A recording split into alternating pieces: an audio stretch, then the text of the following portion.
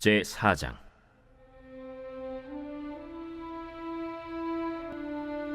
솔로몬이 또 노스로 제단을 만들었으니 길이가 20규빗이요 너비가 20규빗이요 높이가 10규빗이며 또 노술 부어 바다를 만들었으니 지름이 10규빗이요 그 모양이 둥글며 그 높이는 5규빗이요 주위는 30규빗 길이의 줄을 두를 만하며 그 가장자리 아래에는 돌아가며 소 형상이 있는데 각 규빗에 소가 10마리씩 있어서 바다 주위에 둘렸으니 그 소는 바다를 부어 만들 때에 2줄로 부어 만들었으며 그 바다를 노스의 황소 12마리가 바쳤으니 3마리는 북쪽을 향하였고 3마리는 서쪽을 향하였고 3마리는 남쪽을 향하였고 3마리는 동쪽을 향하였으며 바다를 그 위에 놓았고 소의 엉덩이는 다 안으로 향하였으며 바다의 두께는 한 손 너비만 하고 그 둘레는 잔둘레와 같이 백합화의 모양으로 만들었으니 그 바다에는 3,000밭을 담겠으며 또 물두멍 10개를 만들어 5개는 오른쪽에 두고 5개는 왼쪽에 두어 씻게 하되 번제에 속한 물건을 거기서 씻게 하였으며 그 바다는 제사장들이 씻기 위한 것이더라. 또 규례대로 금으로 등잔대 10개를 만들어 내전 안에 두었으니 왼쪽에 5개요 오른쪽에 5개이며 또 상 10개를 만들어 내전 안에 두었으니 왼쪽에 5개요 오른쪽에 5개이며 또 금으로 대접 100개를 만들었고 또 제사장의 뜰과 큰 뜰과 뜰문을 만들고 그 문짝에 노슬 입혔고 그 바다는 성전 오른쪽 동남방에 두었더라. 후람이 또 솥과 부삽과 대접을 만들었더라. 이와 같이 후람이 솔로몬 왕을 위하여 하나님의 성전에서 할 일을 마쳤으니 곧 기둥 둘과 그 기둥 꼭대기에 공 같은 머리 둘과 또 기둥 꼭대기에 공 같은 기둥머리를 가리는 그물 둘과 또 그 그물들을 위하여 만든 각 그물에 2줄씩으로 기둥 위에 공 같은 2머리를 가리는 석류 400개와 또 받침과 받침 위에 물두멍과 한 바다와 그 바다 아래에 소 12마리와 솥과 부삽과 고기 갈고리와 여호와의 전의 모든 그릇들이라. 후람의 아버지가 솔로몬 왕을 위하여 빛나는 노스로 만들 때에 왕이 요단 평지에서 숫꽃과 스레다 사이에 지늘게 그것들을 부어내었더라. 이와 같이 솔로몬이 이 모든 기구를 매우 많이 만들었으므로 그 논무게를 능히 측량할 수 없었더라. 솔로몬이 또 하나님의 전의 모든 기구를 만들었으니 곧 금제단과 진설병 상들과 지성소 앞에서 규례대로 불을 켤 순금 등잔대와 그 등잔이며 또 순수한 금으로 만든 꽃과 등잔과 부젓가락이며 또 순금으로 만든 불집게와 주발과 숟가락과 불 옮기는 그릇이며 또 성전 문 곧 지성소의 문과 내전의 문을 금으로 입혔더라.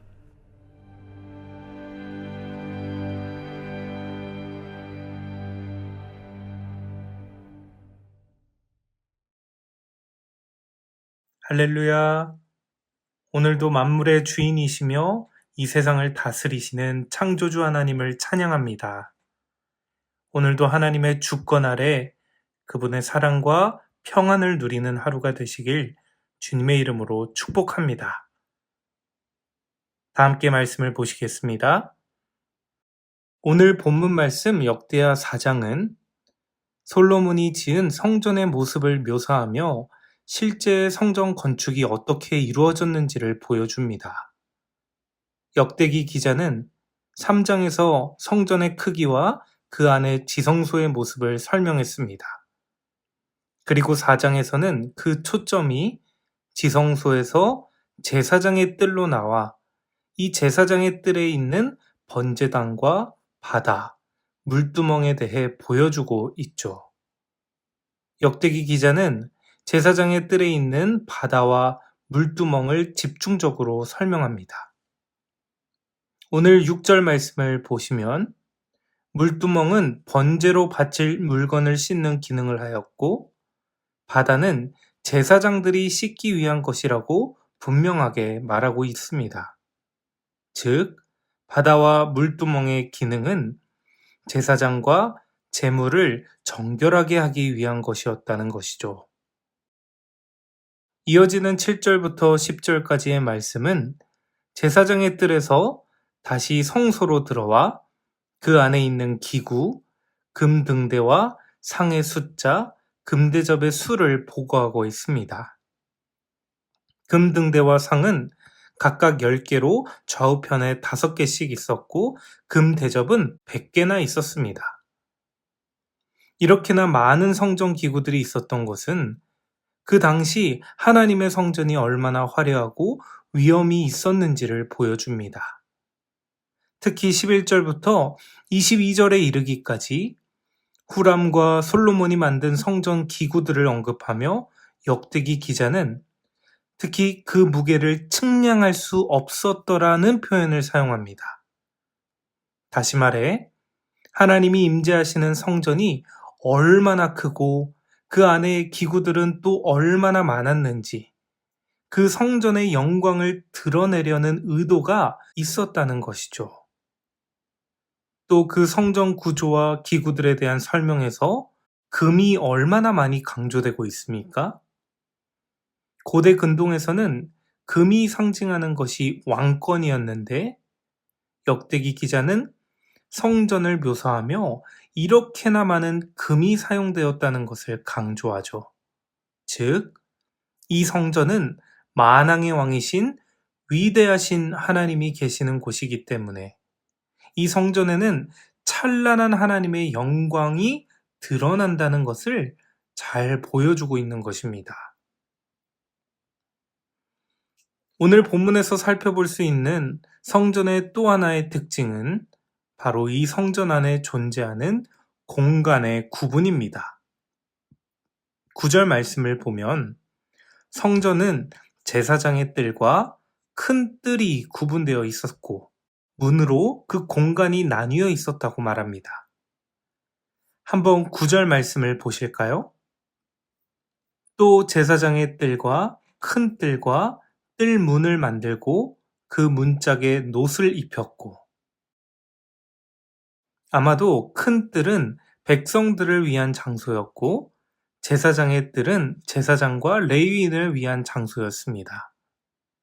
역대기 기자는 이처럼 성전 안에는 정결이라는 이 핵심 주제로 인해 두 장소가 엄밀히 구분되어 있었다는 것을 보여줍니다. 성전의 뜰만 분리되어 있던 것이 아니죠. 휘장은 제사장이 출입할 수 있었던 성소와 그러지 못했던 지성소를 분리합니다. 지성소는 하나님의 지상 거처로서 대제사장이 홀로 1년에 딱 한 번만 들어갈 수 있도록 제한된 곳이었죠. 이처럼 성전은 그 자체로 하나님을 만나는 장소였지만 그 대상과 공간에 있어서 제약이 있었다는 것입니다. 거룩하신 하나님 앞에 나아가기 위해서는 정결한 것이 너무나도 중요했고 그 사람의 정결함의 정도에 따라 하나님께 나아갈 수 있는 장소가 제한되는 것이 구약 성전의 특징입니다. 그러나 이 땅에 오신 예수님은 십자가의 죽음을 통해 이 성소의 휘장을 찢으셨습니다. 예수님은 자신의 몸을 찢어 모든 사람이 하나님께로 직접 나아갈 수 있는 새로운 길을 열어주신 것입니다.